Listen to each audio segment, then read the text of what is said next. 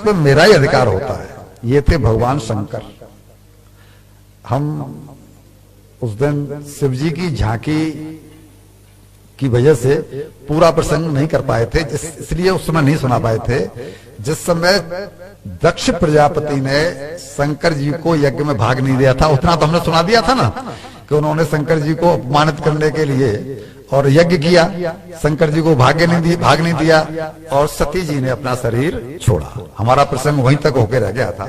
तो जब ब्रह्मा जी ने शंकर जी को मनाया कि आप उस यज्ञ को जाकर के पूर्ण कराओ, वरना अनर्थ हो जाएगा, देवताओं का यज्ञ अधूरा रह गया, तो तब शंकर जी वहां गए।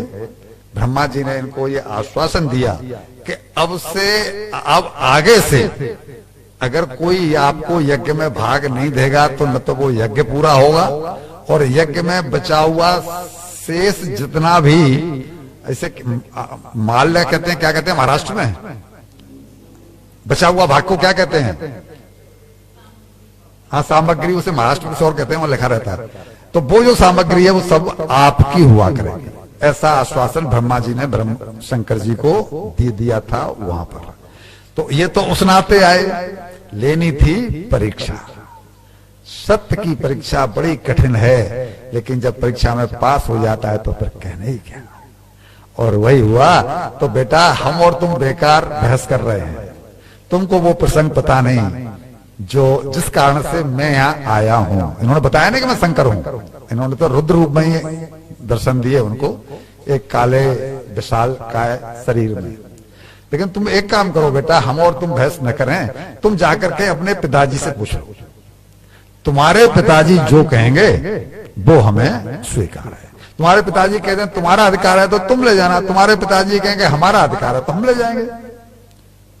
संस्कारी है, वेद पाठी ब्राह्मण है, वेद पढ़ के आया है, ठीक है जी।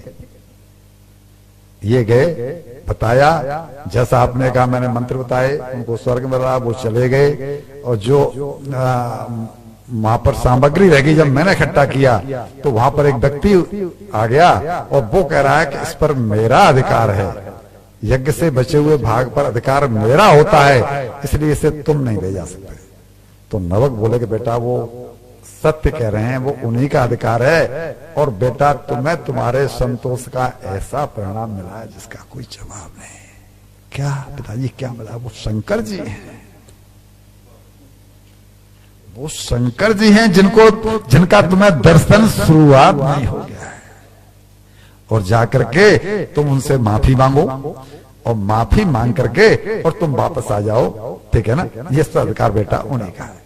ये गए और जाकर के सब कुछ कह दिया, जी मुझे माफ करिए, और जो आप कह रहे थे वही सत्य है। पिताजी ने कहा है कि नहीं वही सत्य है, और आप अपना लेके जाइए और मैं वापस जाता हूं, मुझे क्षमा कर दीजिए। शंकर जी अपने असली रूप में आए और आकर के बोले, बेटा मैं तुम्हारी परीक्षा ले रहा था, मुझे इसकी कहां जरूरत है, मेरे पास क्या कमी है। और इनको ब्रह्म ज्ञान का उपदेश भी किया। इसे कहते हैं संतोष का परिणाम और ईमानदारी का। पिता की आज्ञा मान ली तो शंकर जी का दर्शन हो गया। पितृभक्ति बहुत ऊंची है, लेकिन आज हम लालच में अपने बुजुर्गों को कुछ समझते ही नहीं, यानी बुजुर्गों की कोई कद्र ही नहीं। आज हमारी नजरों में हालत ये हो गई है, जब हम जवान थे तो भाई 90% लोगों से भूल हमसे भी हुई होगी। आज जब हम बूढ़े हो गए हैं तो आज वो 95 हो गया है। धीमे धीमे धीमे धीमे धीमे धीमे ये बढ़ता ही चले जाने वाला है, क्योंकि ये कलयुग का असर है। कलयुग में ये सब कुछ होना, ये हम आपको लास्ट में सुनाएंगे कि कलयुग में क्या क्या होने वाला है। कलयुग का जो लक्षण है वो हम आपको बाद में सुनाएंगे। अब हुआ क्या, जब ये सब उन्होंने दे दिया और दे करके शंकर जी चले गए, और ये सारे धन को लेकर के अपने राज्य में आए और इन्होंने विवाह किया। और विवाह करने के बाद में जब एक गृहस्थ में प्रवृत्त हुए तो इनको एक पुत्र की प्राप्ति हुई, और वो पुत्र थे भक्त अम्बरीश। अम्बरीश का नाम सुना है? वो ही पुत्र थे, यानी शंकर जी का दर्शन हुआ और ऐसा धर्मात्मा पुत्र पैदा हुआ जिसके आगे के दुर्वासा जी को भी नतमस्तक होना पड़ा। दुर्वासा जी को भी, दुर्वासा जी एक ऐसे संत कि जो जिसको शाप दे दें, जिसको वरदान दे दें, वो कभी झूठा नहीं हो सकता, नहीं हो सकता।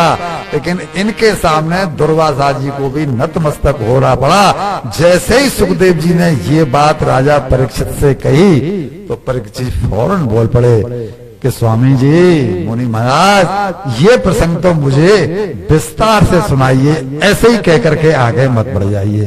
क्योंकि दुर्वासा जी जैसे संत को और एक क्षत्रिय के चरणों में, राजा है क्षत्रिय, एक क्षत्रिय के चरणों में और नतमस्तक होना पड़ा, ये प्रसंग तो मुझे विस्तार से सुनना चाहता हूं। तब इन्होंने सुनाना शुरू किया कि इन्हीं तत्वज्ञानी और ब्रह्मनिष्ठ नावाक के पुत्र हुए अम्बरीश जी।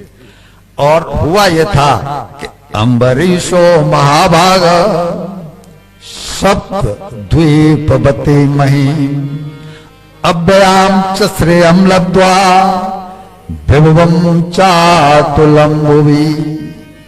इनको भाग्यवान कहा गया है। क्या कहा हमने? अम्बरीशो महाभाग। कितने श्लोक आपने सुने? कितने श्लोकों के सामने सब बीच में आया है महाभाग शब्द। महाभाग क्यों है? अभी उनके पिताजी को दर्शन हो गया शंकर जी का, और उनके फल के रूप में इनको जो पुत्र प्राप्ति हुई, ये महाभाग महल कहलाए। क्यों? कि इनके तप के आगे दुर्वासा जी को झुकना पड़ा। तो वो कहते हैं कि इतना सप्तपुरियों के राजा, सप्त क्या बोला हमने अभी? अब सप्त द्वीपवती महिम, यानी सातों द्वीपों का शासन अकेले अम्बरीश जी महाराज के पास था। यानी तब तक नाभाग की पोजीशन इतनी ऊंची हो चुकी थी। भाइयों का क्या हुआ वो तो भगवान जाने, जिन्होंने बेईमानी की थी। लेकिन नाभाग जिनको के शंकर जी के दर्शन हुए, उनका लेवल ये हो चुका था। उनके बेटे हुए अम्बरीश। तो ये क्या कहते थे कि सातों द्वीपों की संपत्ति बेकार है। क्यों बेकार है? कि ये सब तो यहीं की यहीं रह जाने, वैसे स्वप्न तुल्य समझते थे। क्योंकि जानते थे कि ये केवल 4 दिन की चांदनी है। जो इनमें फंस गया उसका दीपक तो बुझा हुआ ही समझो। अब कोई 50 साल तक किसी का दीपक जलता है, किसी का 70 साल तक जलता है। लेकिन जहां हमने सुनाया था कि एक कल्प की आयु 4 अरब 29 करोड़ 40 लाख और